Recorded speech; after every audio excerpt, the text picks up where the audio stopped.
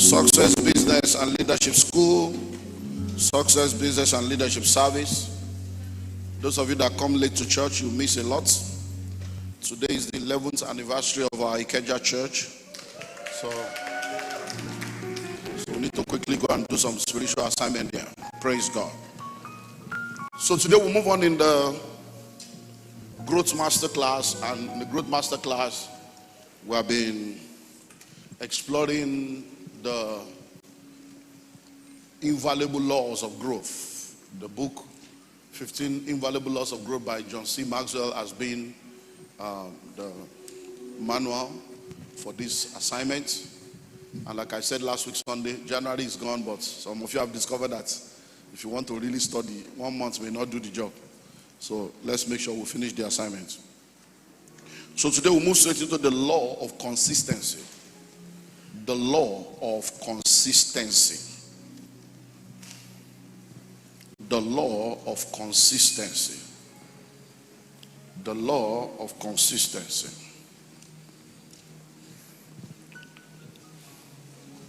The law of consistency.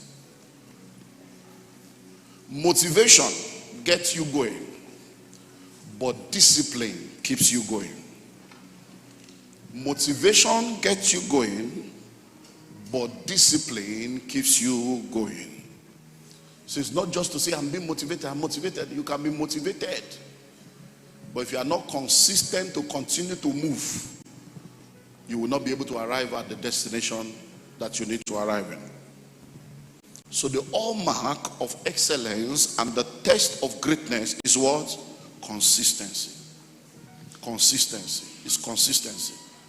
One of the amazing parts of the scriptures is where the Bible in the book of Ezekiel says, if a man all through his life has been doing evil, consistently doing evil, and one day he decides to say, I want to stop evil and do good, and he dies in his good, all the evil he has done is forgotten. But if a man has been consistently doing good, and one day say, I'm tired, this one life is too much, and say, let me just try evil once, and dies in that evil, so all the good he has done will be forgotten. Consistency. It is only those who endure to the end that shall be saved. Consistency. So how do you grow in consistency? Because consistency is very, very important if you are going to be the best version of yourself and maximize your possibility.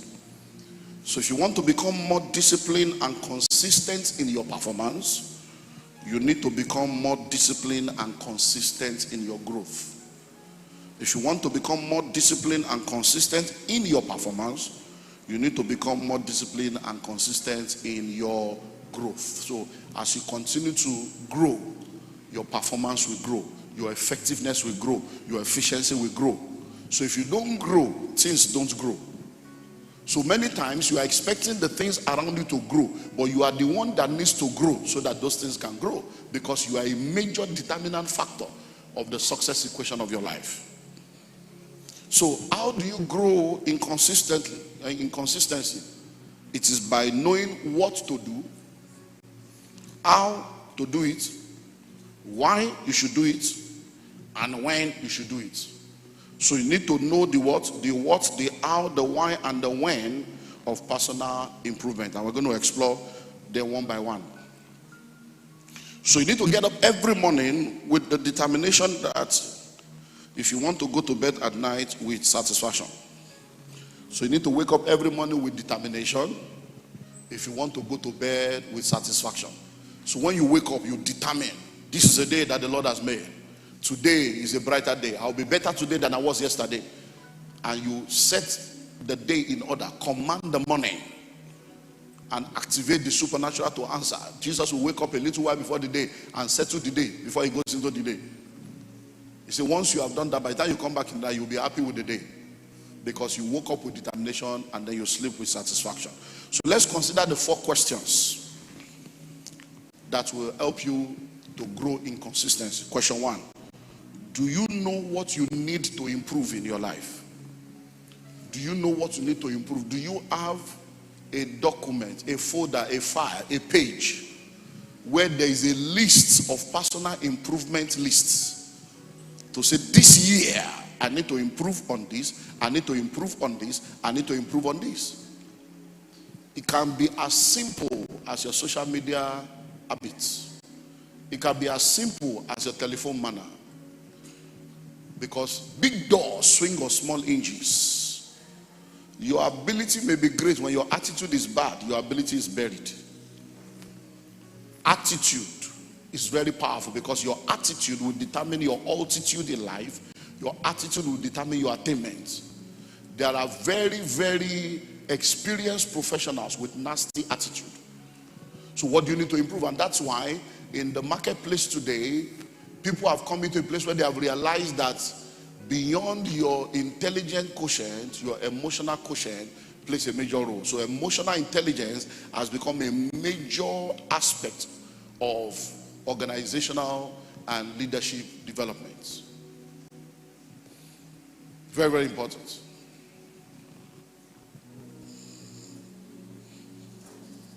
So what are the areas that you need to improve? Have people in your life have been complaining about some things?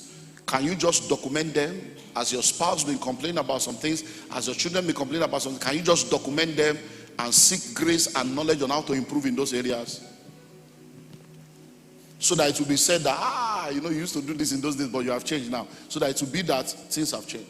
Because listen to me, if you don't change, situation will change. And then things will become bad. Number 2, do you know how you are supposed to improve? So if you have identified the things you need to improve, do you know how to improve in those things? Do you need to seek counsel? Do you need to seek professional help? Do you need to go for a training?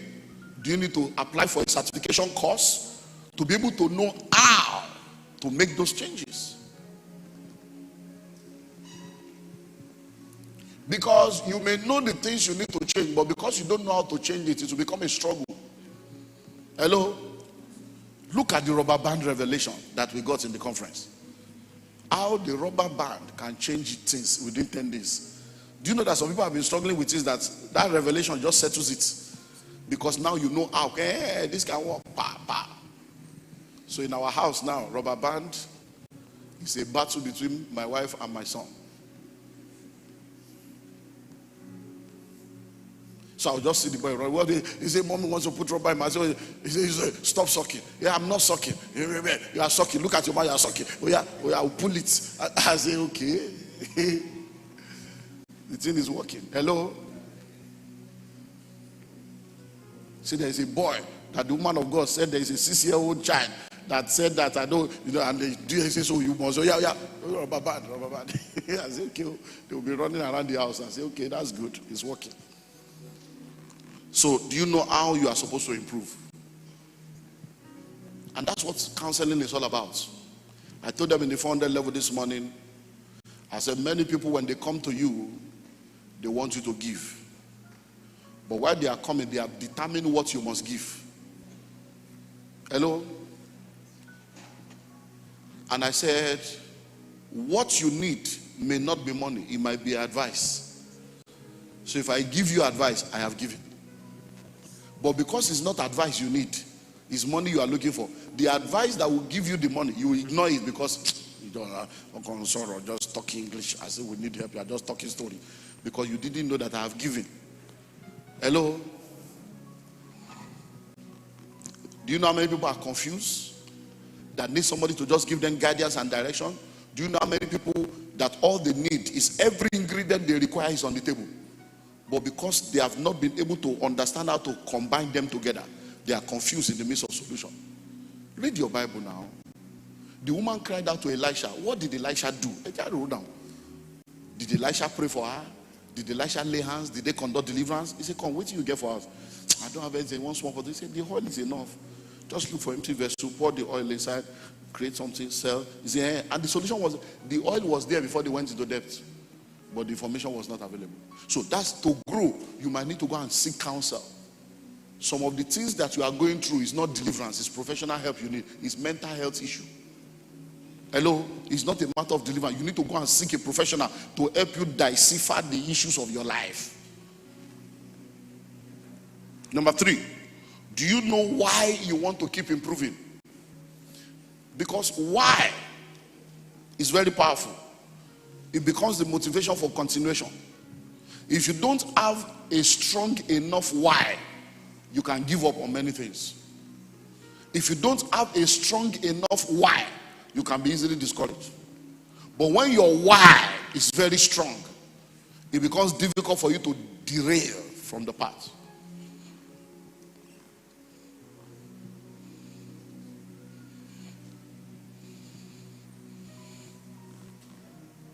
Number 4. Do you know when you are supposed to improve? Do you know when you are supposed to improve? Do you know when you are supposed to improve? Timing is very key. Timing is very, very key. Because the Bible says now is the day of salvation. Hello? Now is the day of salvation. So there is a timing. He said, Jerusalem, Jerusalem, thou hast not known the day of thy visitation. Timing. And one of the things I've learned, like I've told you over and over again, in this kingdom, there is no promotion by emotion. If it takes you 5 years to get the message, you will remain on the shelf. And there are many people that have refused to give attention to growth, attention to discipline and personal development, and they have stayed at the same bus stop when they could have gone far. Because the price you refuse to pay as a youth, you will pay as an adult with interest. If you don't endure the discipline of learning, you will have to cope with the regrets that comes after it. Hello? So he said that you submit to the discipline of learning, or you end up with the pain of regrets. So when you are a student within that 4 years, 96 people in a class, lecturers selling handouts, using lantern to read, all kinds of stuff. You go through that 4 years of pain, and then from there they send you to Jigawa, and you go and do youth corps, and then they do you see my mama Hosanna, tell us Hosanna, and you go through all that stress. Then you get a job as a starter in a oil company, oil servicing company, or a starter, and then before you know it, 5 years later, 7 years later, 10 years later, you're a middle management or senior management, and you're a big boy. But there are people that didn't go through that pain, that decided to be joining courts, going for VG, pursuing girls, and then one day you are driving your Range, and then people are, you see your classmates that could have been your colleague, but because they did not submit to the discipline of learning, they have to now endure the pain of regret. So knowing when you are supposed to improve. When you are in school, be in school. It's not a fashion house. When you are young, face life. It's not for boyfriend, girlfriend. Because my mother will always say, oh, see, dodo, mommy. You never reach river, you won't fetch water. What you are rushing to carry now, it will be your own free of charge. What's your hurry? But many people, instead of taking time to discipline, pay the price now, and do what they need to do when they are young so that they can relax in old age, they're just playing games with their destiny.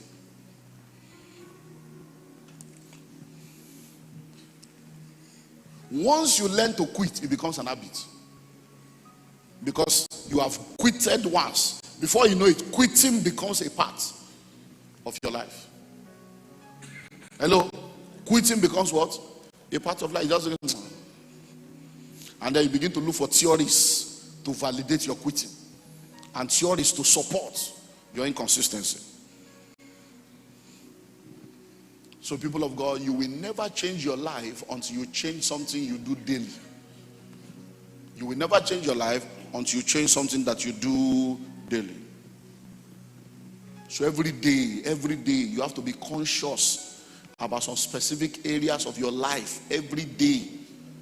It's discipline. It takes discipline. Especially when there is no monitor. You have to monitor yourself. Self-discipline. We've spoken about the power of personal leadership. And that's one of the most powerful series. Power of personal leadership. Because you need to take responsibility for your life. and lead yourself. Stop waiting for somebody to lead you, somebody to inspire, somebody to motivate you. So a lot of people go through life like a joke because they don't have a strong enough why. They just go through life, whatever will be, will be. What's gonna be is gonna be. Is the lyrics of a song by Bongozikwe. It's not a biblical scripture. So you can go, what's gonna be is gonna be. What goes up must come now. In those days, my father, Saturday morning, when he's at home, the thing would just go, what's gonna be is gonna be. There's nothing you can do about it.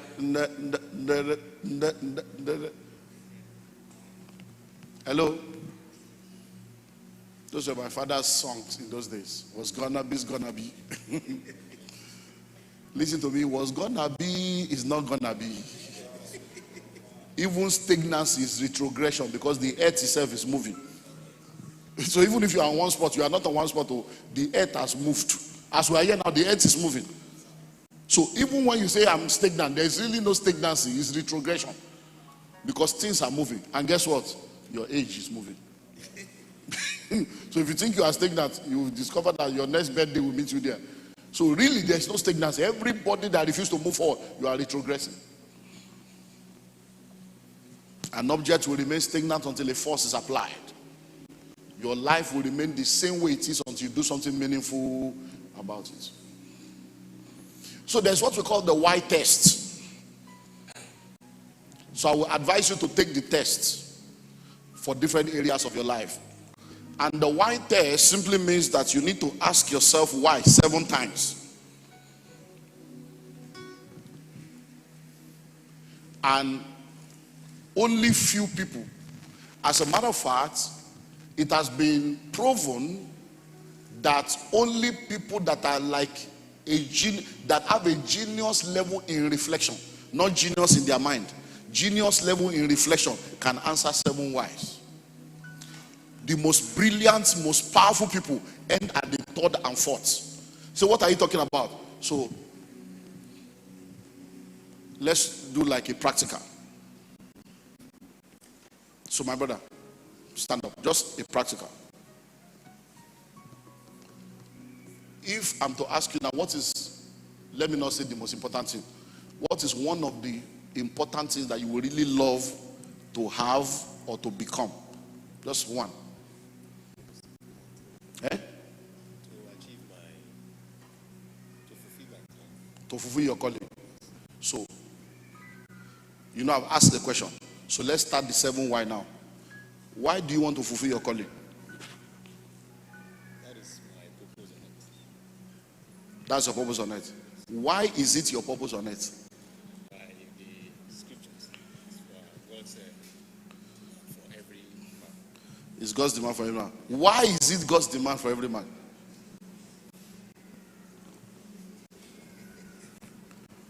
Are you getting that? So we're on the 3rd why now. He can't answer. God bless you. That's what I'm talking about. It's a why test. Everything you say you want to pursue, why?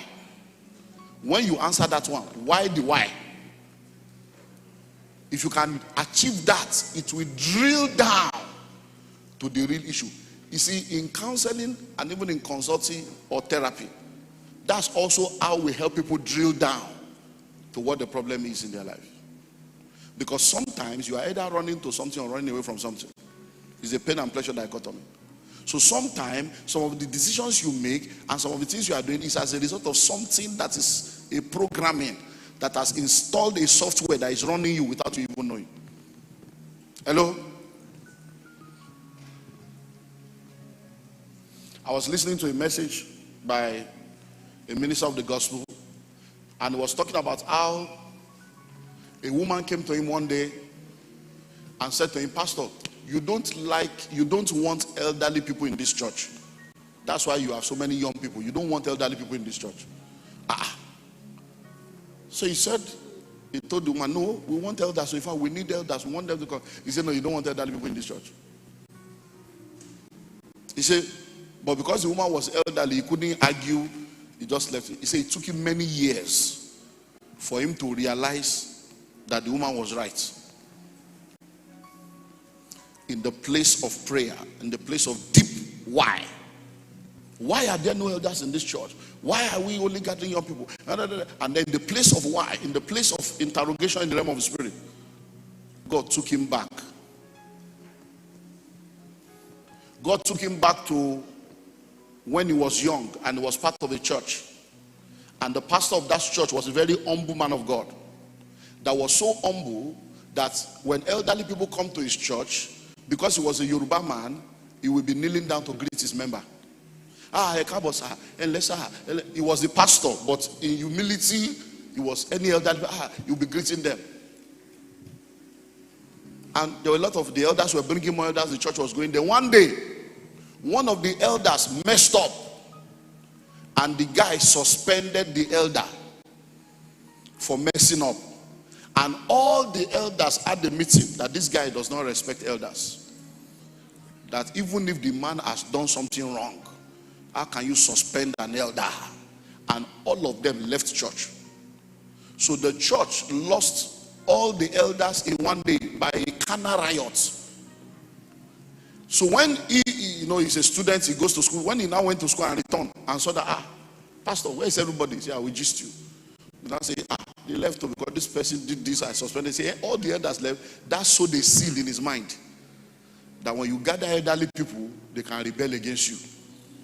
So even though he's a man of God, many years that software was there. So as elders were coming, he didn't say, I don't want elders, but the spirit of the paradigm was like, So he didn't know until God took him through that process. That's what why does for you.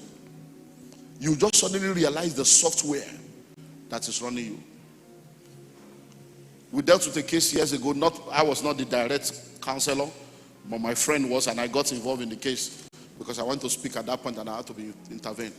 About a woman that was so confused by virtue of her experience that she never spoke about, that even the daughter she gave birth to, the husband cannot bath the daughter. And it became a problem. The daughter would just come, daddy, and rush on that. Stop that! How can you be jumping on your father like that? I say, you too, how can you be allowing her to jump on you like that? I say, the girl will go and sit on the father. No, you can't sit on the man's lap. Hello, I'm not a man, I'm a father. It became a marital problem. The man couldn't understand. Even the woman's younger sister, when she comes to stay in the house, if the man is going out from the room to the sitting room, you say, what's my business? Shade is not in my house. Okay, no. You cannot be in parlor alone with my younger sister. So the man was confused. Where is this thing coming from? By the time they drilled down, our father slept with her. Our brother slept with her. Our uncle slept with her. But the husband was not aware. And that happened when she was young.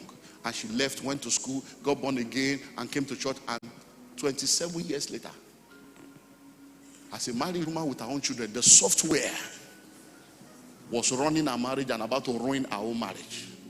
So listen and listen well. Why is a big question. And many of you have not grown because you are still in that place. You are like Michael Jackson, a boy in an adult's body. Because something happened that stagnated you at a point. And you have refused to grow beyond that point because you have not gone back to deal with it. Like I was saying last week Sunday, to be able to settle the issue of what lessons did I learn, what mistakes did I make. You remember last week? So you need to do that assignment.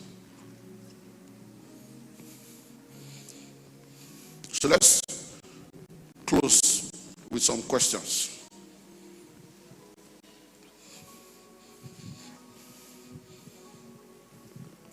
I put there the salary versus commission dichotomy.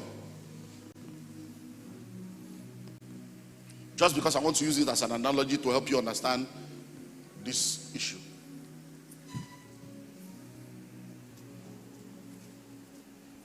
Why do you find it difficult to let go of salary and pursue income? Have you ever sat down to investigate the paradigm you have about money? Think about it.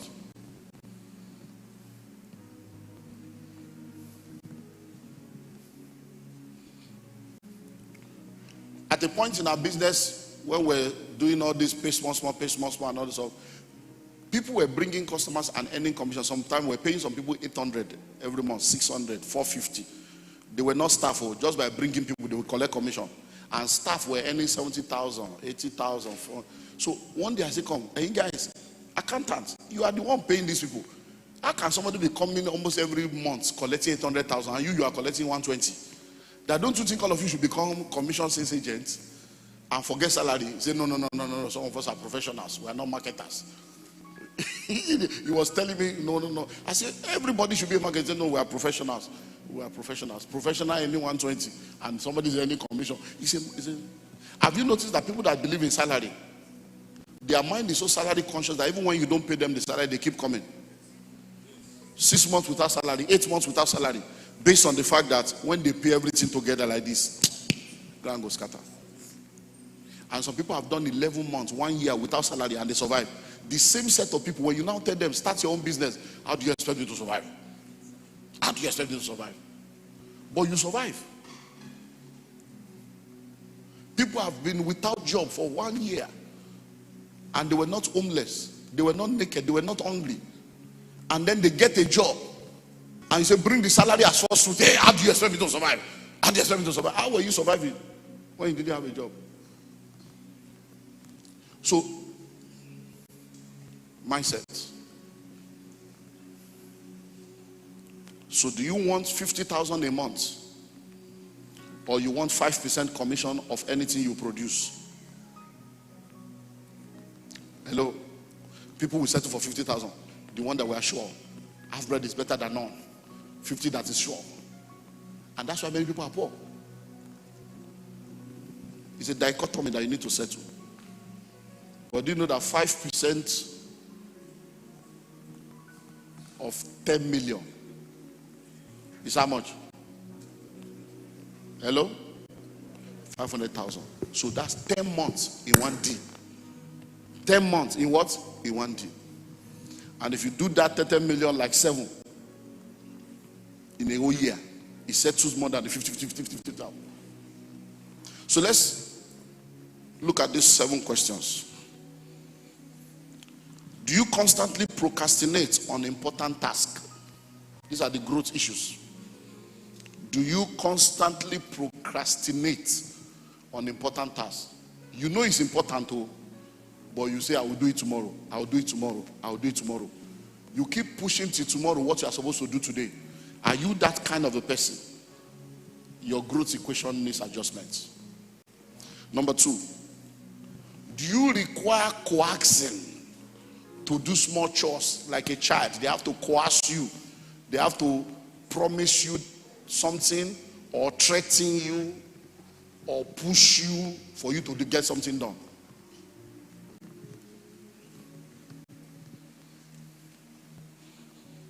3, do you perform duties just to get by? You are like a robot, just to get by. No pleasure, no involvement, no mind. The mind is not in something. You just go.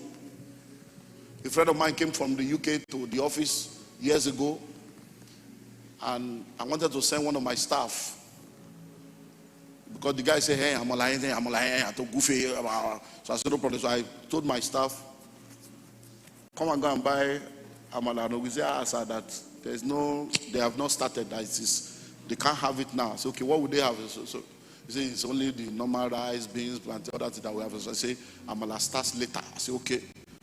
It's okay. So I now took paper. So I wrote rice.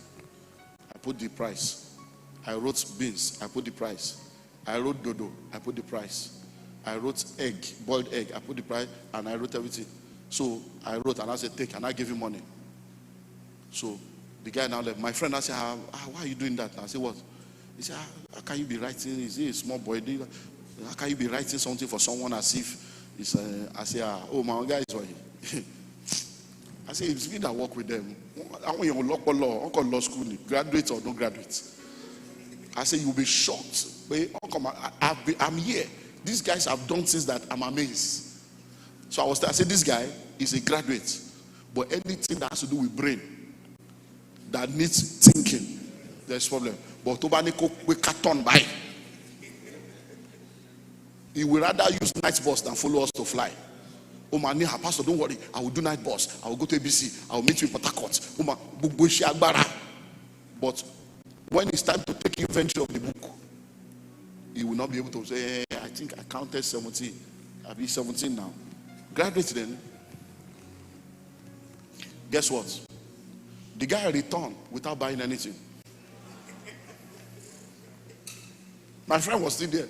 I said, what happened? He said, there's no plantain.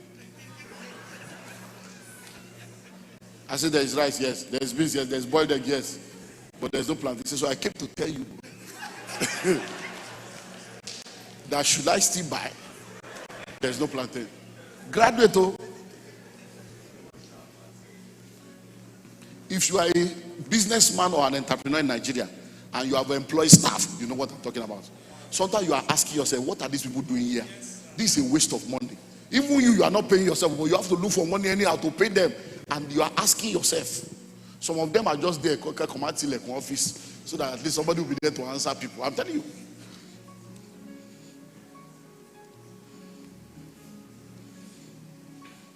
Number 4. Do you constantly talk negatively about your work? Because if you are not delighting in what you do, you can't grow in it. The lessons you are supposed to learn, you will not learn. Because even every attempt to engage you for you to be able to gain experience will be seen as somebody is trying to use you. They are just using us, and monkey they walk, baboon they shop. If you don't want to be used, be useless. Be useless. Look, let me tell you something. Anybody you see that is a businessman or an entrepreneur in Nigeria employing 1, 2, 3, 4, 5 people, respect them. They are the one keeping this nation, apart from the church. I'm telling you, Nigeria is a very hostile environment for business. But when you are looking for a job, you are begging to apply. After 6 months, you form union. If it was that easy, why did your father not start a business and employ you? If it's easy like that, why your papa not get company? Make them employ you. To know how easy it is to run a company and be paying 57 people, 180 people every month. So your salary bill alone is 8.2 million every month. So you have to believe God for 8.2 million to pay other people. You have not said to your own self, oh, and then somebody thinks they are doing you a favor. Hello? Let me tell you something. In any third world nation, Nigeria inclusive, anybody that is any minimum wage has between 4 to 7 people dependent on them. Once you begin to earn like 25k, 30k, in Nigeria, I'm telling you, people will be calling you, emailing you, please, man, what 2k, man, 8,000. They'll be calling you as if, and your salary is not even enough to take you home. But do you know what happened? Most of those people don't realize that 4 to 7 people are dependent on them, and when they lose their job, many things will go out of order. It is when you now want to sack them, I'm sorry, this is my only hope, I'm the only one. They will, oh, you didn't know you are the one, and you are misbehaving as if you are the owner of the company. Hello? As a pastor, you cannot divorce your values from your business. So there are some things that we don't follow organizational policy. We follow covenant principles. So when people are, first way they want bomb before they use petrol, the bath. I have to cause us to consider. I want to see one. Are you all right? Are you sure? Is everything fine with you? So because something seems to be wrong, that I have sacked you since you're only here because I'm a pastor. I've sacked you. You are no more. Hello? So what's your problem? I hope you know that if you lose this job now, speak to yourself, correct yourself. Hello? Number 5. Do efforts of friends to encourage you irritate you instead? People are trying to encourage you, you are getting angry. You don't ever want to know what it means to be in a position where nobody cares about you enough to talk to you. The funniest one is when people dress useless And people are hailing them. Babe, fine girl. Babe, you are looking, baby, you are looking good. And they are looking like a disaster. Because they know if they told you are not looking good, so who are you to tell me that? You will not hear. So I feel like, go and shame yourself outside. Do you know how many husbands will not listen to their wife until shame will come from outside? When the wife talks, keep quiet, woman, keep quiet. The head of this house. If you have to say you are the head, you have lost your headship. I'm the head, I'm the head. No, headship is responsibility. You don't need to say it. Pregnant women don't say I'm pregnant. You will see it. Hello? And then when you talk, you know, yeah, you talk, you know, yeah, you talk, you know, yeah. So you keep quiet. You go to prayer room. But you will face it, but you will still suffer part of it. That's the problem. It's like a pastoring job. If you don't listen and you get into trouble, it will still affect us. Yeah. Number 6. Do you start small projects and abandon them? Do you know how many things you have started that you didn't finish? You bought the form for masters. You have not even submitted. You have filled the form, but to submit something just hook. Hello? You wanted to write the book. In fact, you started. You are still in chapter 2 7 years later.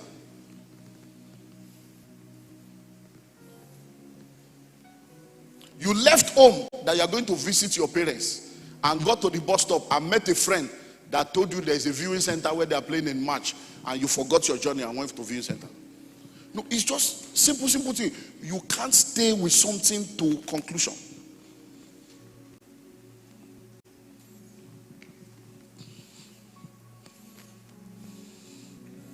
And finally, do you avoid self-improvement opportunities? Do you avoid self-improvement opportunities? If you have a copy of the book, 15 Invaluable Laws of Growth, rise up on your feet.